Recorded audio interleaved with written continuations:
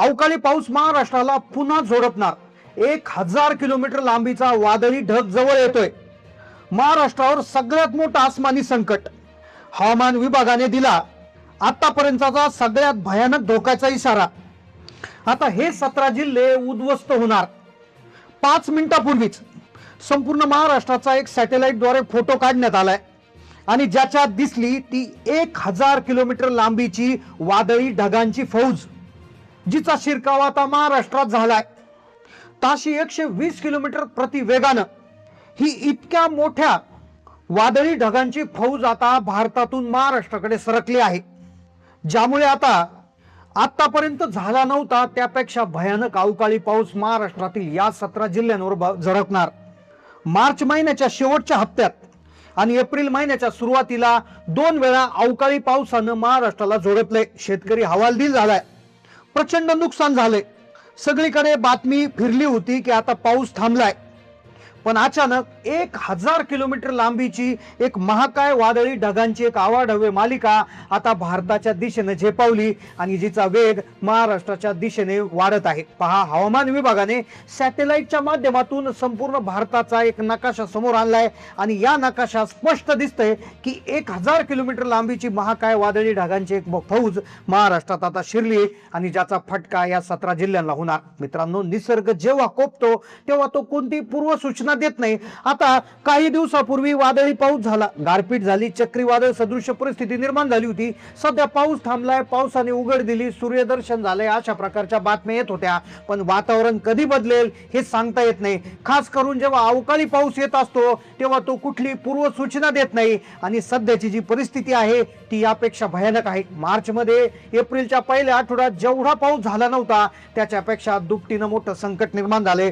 कदाचित तुम्हाला खोटं वाटेल, पण साधारण 15 ते 20 वर्षापूर्वी विदर्भ आणि मराठवाड्याच्या सीमावर्ती भागामध्ये रात्रीच्या वेळी असाच एक भयानक प्रलय आला होता आणि अगदी त्याचीच पुनरावृत्ती आता पुन्हा होणार आहे। त्यामुळेच महाराष्ट्रासाठी हा धोक्याचा इशारा दिलाय, कारण की प्रशांत महासागरात सुपर एल निनो सक्रिय झाला आहे। सुपर एल निनो हा दर 15 ते 20 वर्षांनी येतो आणि जेव्हा हा येतो तेव्हा अवकाळी पाऊस संपूर्ण जिल्ह्यांमध्ये उद्ध्वस्त त्या ठिकाणी करत असतो आणि जून, जुलै, ऑगस्ट, सप्टेंबर मध्ये कुठलाही पाऊस होत नसतो आणि अगदी तीच परिस्थिती होणार। अवकाळी पाऊस इतका बरसणार की उन्हाळ्यामध्ये पावसाळ्यामध्ये दुष्काळ पडणार आहे। तर अशी परिस्थिती निर्माण झाली तर ही 1000 किलोमीटर लांबीच्या ढगांची फौज कोणत्या 17 जिल्ह्याला धडकणार आहे? कोणत्या 17 जिल्ह्यामध्ये आज भयंकर रेड अलर्ट जारी करण्यात आला? तसेच देशातील कोणत्या 16 राज्यामध्ये आज भयानक पावसाची शक्यता वर्तवण्यात आली?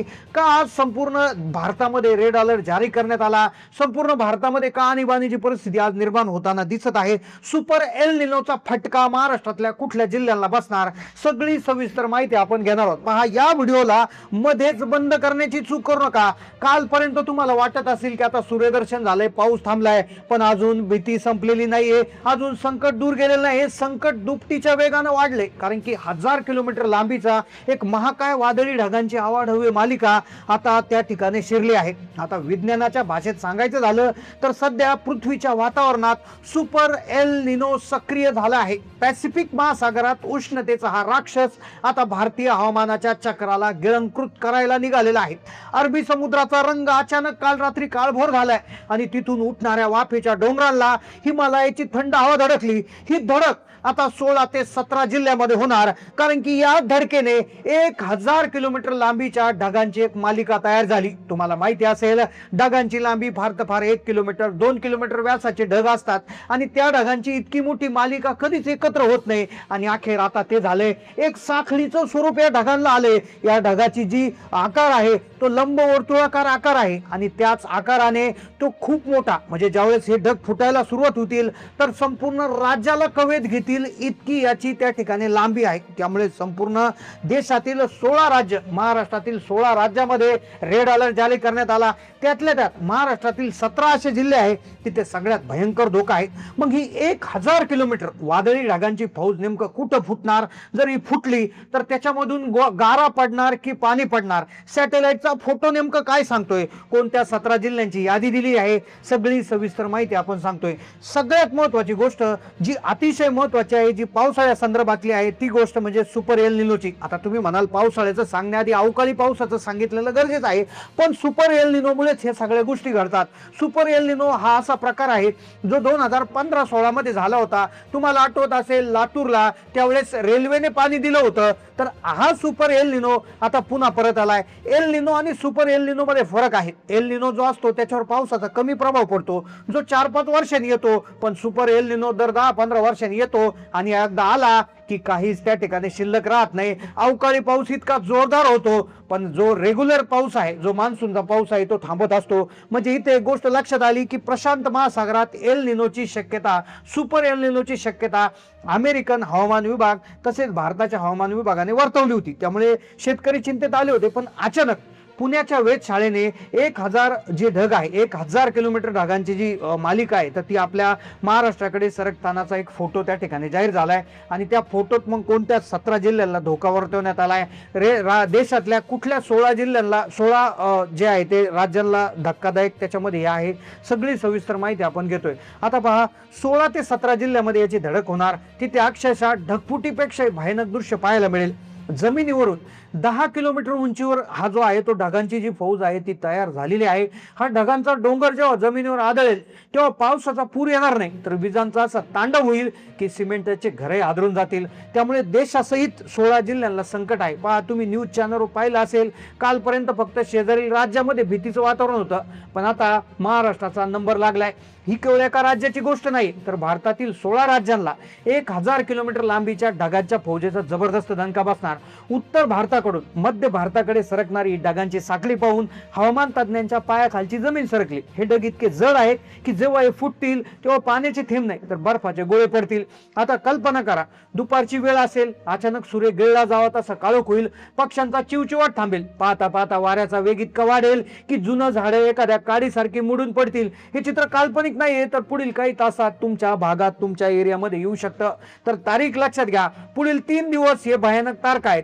मराठवाड्यामध्ये छत्रपती संभाजीनगर, जालना, बीड, धाराशिव, लातूर, परभणी, हिंगोली आणि नांदेड इथे वेगानं वारे वाहू शकतात. जिथे कच्ची घरं आहेत तिथे सावधानतेचा इशारा देण्यात आलाय. त्याचबरोबर पश्चिम आणि मध्य महाराष्ट्रामध्ये पुणे, नाशिक, अहिल्यानगर, सातारा, कोल्हापूर, सोलापूर मध्ये द्राक्ष आणि डाळिंबाच्या बागांमध्ये भयानक गारपिटीचा धोका वर्तवण्यात आला. तसेच विदर्भ आणि खानदेशामधले जिल्हे, ज्यामध्ये बुलढाणा, अकोला, वाशिम, अमरावती, नागपूर, जळगाव आणि धुळे या भागात विजा पडण्याचं प्रमाण इतकं जास्त असेल की प्रत्येक सेकंदाला आभाळ फाटल्यासारखा आवाज येईल. तर संपूर्ण नागरिकांनो, तुम्ही रक्ताचं पाणी करून पिकवलेलं पीक आता माती मोल होण्याच्या मार्गावर येऊ शकतं. त्यामुळे सगळ्यांनी सुरक्षित राहण्याचा इशारा दिलाय. मोबाईलवर मेसेज येतात, न्यूज चॅनलवर इशारे देतात, तरी लोक गार राहतात. तर अशा काळात गार राहू नका. पुढचे 24 तास तुमच्या आयुष्यातली मोठी कसोटी ठरणार. त्यामुळे पुढील 2-3 दिवसामध्ये हे 1000 किलोमीटर लांबीच्या ढगांची जी फौज आहे तर ती तुमच्या घराबाहेर, तुमच्या शेतात उभी राहू शकते आणि त्यामुळे संपूर्ण नुकसान होऊ शकतं. तर आता तुमच्या जिल्ह्यामध्ये सध्या कसं वातावरण आहे? तुमच्या जिल्ह्यात पाऊस पडला का? गारपीट झाली का? वादळ वारे झाले का? नक्की तुम्ही कमेंट करा. आणि सगळ्यात महत्त्वाची गोष्ट, तुम्हाला ही जी अतिवृष्टी झाली आहे तिचं मदत पाहिजे का? तिची नुकसान भरपाई पाहिजे का? तुम्ही हो म्हणून त्या ठिकाणी लिहा, नुकसान भरपाई पाहिजे असं कमेंट करा. जितक्या जास्त कमेंट येतील त्या कमेंट वरून सरकार त्या ठिकाणी ही मदत जाहीर करू शकतं. त्यामुळे कमेंट जास्तीत जास्त करा. चॅनलला नवीन असाल तर सबस्क्राईब करा. धन्यवाद.